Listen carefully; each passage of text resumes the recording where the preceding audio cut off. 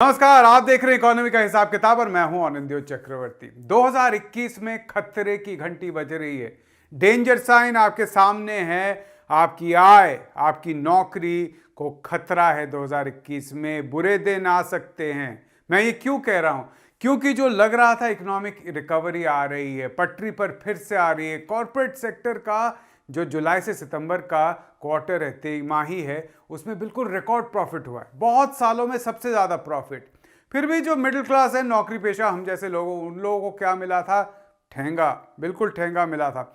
अब बात यह है कि कॉर्पोरेट परेशान है क्योंकि लग रहा है कि उनका प्रॉफिट भी घटने वाला है। और अगर उनका प्रॉफिट घटने लगे तो असर किस पर होगा? क्या कॉर्पोरेट पे होगा? हाँ, उन पर तो थोड़ा बहुत होगा, लेकिन सबसे पहले होगा तो आप पे होगा। और क्यों होगा, कैसे होगा, इसी का हिसाब लगाएंगे आज के इस एपिसोड में।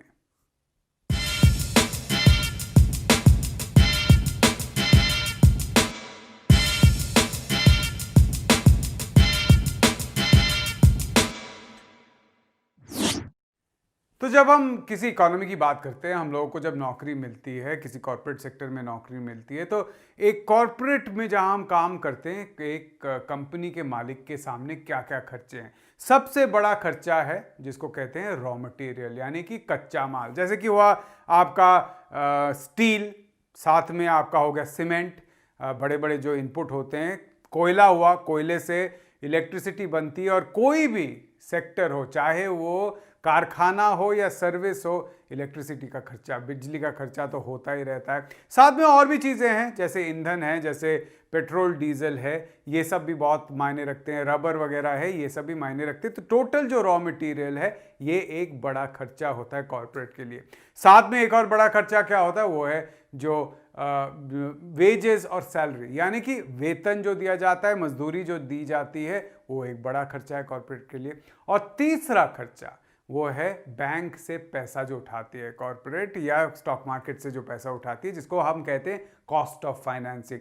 क्योंकि कोई भी आपको काम चलाना हो, बिजनेस चलाना हो, तो पैसे की ज़रूरत तो होगी ही, है ना। क्योंकि आपको चीज़ें खरीदने पड़ेंगी, कच्चा माल खरीदना पड़ेगा, आपको सैलरी देनी पड़ेगी।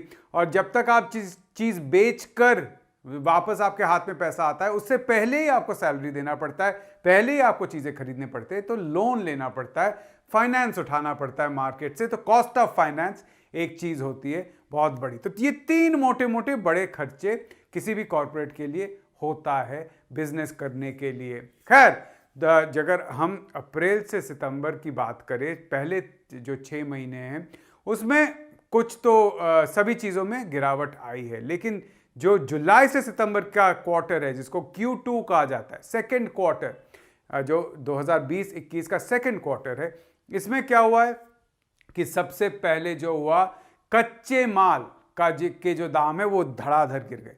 कच्चे माल के दाम जब गिर गए तो क्या हुआ, जैसे मैंने कहा, एक बड़ा कारण इसका क्या है कि जो फैक्ट्री थे उस पर ताला लगा हुआ था। अगर फैक्ट्री पर ताला लगा हुआ है तो वो कुछ बना नहीं रहे हैं। अगर वो कुछ बना नहीं रहे तो वो सामान खरीद नहीं रहे हैं, कच्चा माल खरीद नहीं रहे हैं। कच्चा माल जो तैयार करते हैं वो उनको सस्ते में बेचना पड़ रहा है। अब दूसरी बड़ी बात है चीन, जो कि सबसे ज़्यादा दुनिया में कच्चा माल खरीदती है, क्योंकि चीन के फैक्ट्री एक तरीके से दुनिया की फैक्ट्री है चीन। तो कच्चा माल भी सबसे ज़्यादा चीन ही खरीदती है।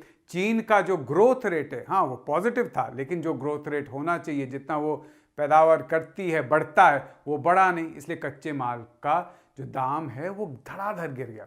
कच्चे माल का जब दाम गिरा तो साथ में क्या हुआ, जो एक तो डिमांड जो कम हो रही है, मांग कम हो रही है। मांग कम हुई तो हमें पता है कोविड के बीच में क्या हुआ, लोगों की छटाई हुई, एम्प्लॉयमेंट गिर गया, हमारे देश में रोजगार गिर गया। सिर्फ जो मजदूर वर्ग है उनका नहीं, सिर्फ ऐसे नहीं जो माइग्रेंट लेबरर है उनका नहीं, वाइट कॉलर जिसको कहते हैं, खैर मैंने पिंक कॉलर पहन रखा है, लेकिन वाइट कॉलर जो हमारे जैसे लोग हैं, जो जाकर बाबूगिरी का काम करते हैं, ऑफिस में बैठ के काम करते हैं, दुकान में काम करते हैं, वाइट कॉलर जो लोग हैं, उनके भी रिकॉर्ड नंबर पर नौकरी गई।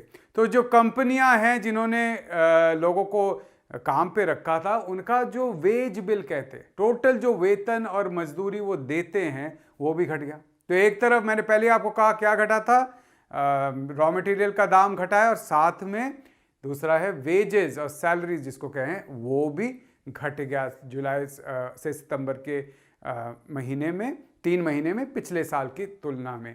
और कॉस्ट ऑफ फाइनेंस, क्योंकि आरबीआई ने लगातार जो रेट है उसको काटती रही, आरबीआई इंटरेस्ट रेट, साथ में पैसा मार्केट में छोड़ती रही, बैंकों ने कोशिश किया लोगों तक, बिजनेस तक पैसा भेजने की, तो cost of finance, interest rate जो देना पड़ता है, ब्याज दर जो देना पड़ता है, वो भी घट गया। तो तीनों तरह के खर्च जो है वो कम हो गए। अब कॉर्पोरेट का क्या हुआ, टोटल बिक्री उनकी कम हो गई, क्योंकि लोग खरीदने वाले नहीं थे, मांग कम हो गई, टोटल बिक्री कम हो गई, लेकिन जो खर्च है उनका वो और भी कम हो गया। इसके चलते क्या हुआ, उनका प्रॉफिट बढ़ गया, प्रॉफिट ऊपर, बाकी सब चीजें नीचे, कॉर्पोरेट का प्रॉफिट, सूट बूट वाले पूंजीपति का प्रॉफिट, मुनाफा बढ़ गया। अब बात यह है कि प्रॉफिट तो कॉर्पोरेट का बढ़ गया, सही बात है, लेकिन आप सोचिए कि अगर प्रॉफिट कॉर्पोरेट का बढ़े लेकिन जिनको पैसा मिल रहा है उनका ना बढ़े, उनका जो आय है वो ना बढ़े, तो कॉर्पोरेट जो बनाता है वो खरीदेगा कौन?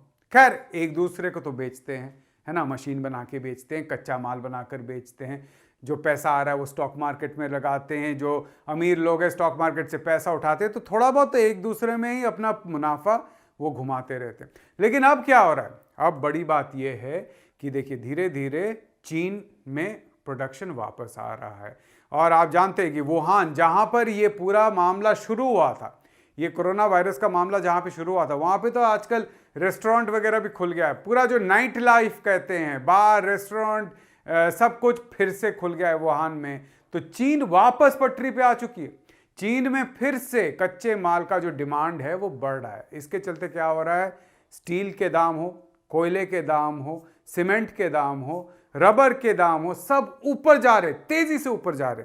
नवंबर दिसंबर में तेजी से ये सारे ऊपर गए हैं दाम, और इसका असर क्या है, इसका असर ये है कि जब कॉर्पोरेट जो इसको यूज करते हैं, कंपनियां जो इसका इस्तेमाल करते हैं कच्चे माल के तौर पे बना के चीजें हम लोगों को बेचते हैं या एक दूसरे को बेचते हैं, उनका जो खर्च है, कच्चे माल पर खर्च है वो बढ़ रहा है, रॉ मटेरियल पर जो खर्च है लगातार वो बढ़ रहा है पिछले 2 महीनों में।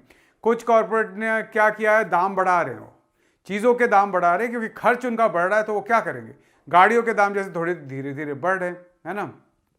अब क्या होगा इसका असर, एक तरफ हम जानते हैं कि लोगों ने थोड़ा बहुत खरीदा था फेस्टिवल सीजन में, लेकिन उसके बाद फिर से खरीदारी कम हो गई है। अगर खरीदारी कम हो गई तो किसको बेचेंगे, तो मुनाफा घट जाएगा, या तो जो उनका टोटल जो बेच रहे हैं वो बढ़ जाए खर्चे के साथ साथ, फिर उनको फायदा है, लेकिन अगर वो टोटल चीज बेचना जितना है वो बढ़ा नहीं सके, खर्चा बढ़ गया, तो फिर खर्च बढ़ेगा तो क्या होगा, मुनाफा घटेगा। अब कोई भी जो सूट बूट वाला पूंजी का मालिक है वो अपना मुनाफा कम करने नहीं देता है, वो क्या करता है, जो लोगों को उन्होंने काम पे रखा है, कर्मचारी है, उनका सैलरी, उनका वेतन, उनकी मजदूरी पहले काटता है।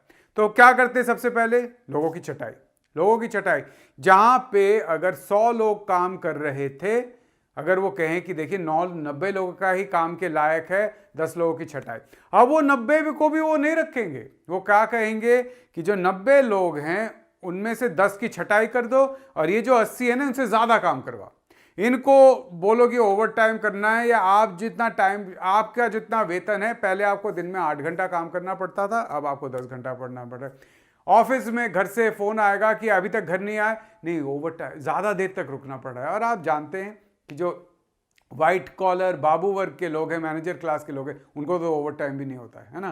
तो आपको ऑफिस में देर तक काम करना पड़ेगा, आपके आसपास के लोगों की छटाई हो जाएगी, कुछ लोगों की, या हो सकता है आपकी भी छटाई हो जाए, क्योंकि इसी तरह का एक ही उपाय है कॉर्पोरेट के पास खर्च कम करने का, वो है वेतन और मजदूरी, वेज बिल, सैलरी बिल, इसको काटना, क्योंकि जो कच्चा माल जो वो खरीद रहे हैं वो उनके हाथ में नहीं है। तो यही होने वाला है, इसका मतलब है कॉर्पोरेट अपना जो मुनाफा है उसका मार्जिन बरकरार रखने के लिए हम जैसे लोग जिनको वो काम पे रखते हैं उनकी या तो छटाई करेंगे, या उनका सैलरी काट देंगे, या उनका सैलरी बढ़ने नहीं देंगे। इसका मतलब है महंगाई दर बढ़ेगी लेकिन आपकी सैलरी उसके साथ साथ नहीं बढ़ेगी। इसका मतलब है असल तौर पे आपकी सैलरी घट जाएगी। यानी 2020-21 में जो आप सोच रहे थे कि फिर से पटरी पर आ रही है, अच्छे दिन आएंगे, कोविड खत्म हो जाएगा, ऐसा आपको तैयार रहना पड़ेगा कि इसका उल्टा भी हो सकता है, आप पर असर और भी बुरा हो सकता है। हाँ, कुछ कुछ जगह पे जैसे सीमेंट के दाम बढ़ गए तो सीमेंट की फैक्ट्री जो कंपनियां हैं उनका मुनाफा बढ़ेगा, जो स्टील बनाते हैं उनका मुनाफा बढ़ेगा, लेकिन ये ज़्यादा लोगों को एम्प्लॉय नहीं करते हैं, ये मज़दूरों को करते हैं और ये बहुत कैपिटल इंटेंसिव है। यहाँ पे फैक्ट्री मशीन वगैरह चलता है और वही रेट पर चलेगा, ज़्यादा यहाँ पर एम्प्लॉयमेंट बढ़ेगा नहीं, रोज़गार नहीं बढ़ेगा। तो यही आपको याद रखना पड़ेगा। 2020 तो निकल गया है, अच्छा नहीं था 2020, 2021 और भी बुरा हो सकता है। इसके लिए तैयार रहिए, थोड़ी सी बचत कीजिए, इस वक्त भी बचत कीजिए, जो जो आप कर सकते हैं वो बचत कीजिए, क्योंकि 2021 में भी आपका रिवाइवल उतनी जल्दी आने वाला नहीं है। आज का एपिसोड यहीं तक।